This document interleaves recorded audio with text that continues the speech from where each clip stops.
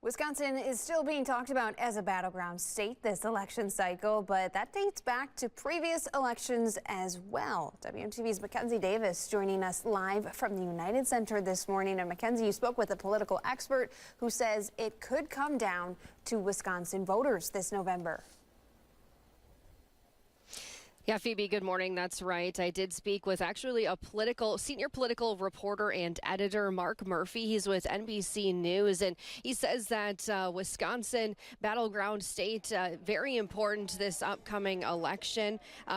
Wisconsin was the tipping point state in 2016 and 2020, and we could very well be playing that role again this year, being the decisive state that pushes either the Democratic nominee or the Republican nominee across those 270 electoral college votes. But comparing this election cycle to past years that he's covered the race to the White House, here's what he has to say from a political reporter's perspective.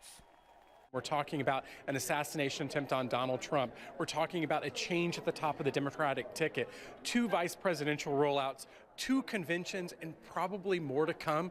It's been a stunning 6 weeks, and I think we're all bracing ourselves for some more twists and turns ahead.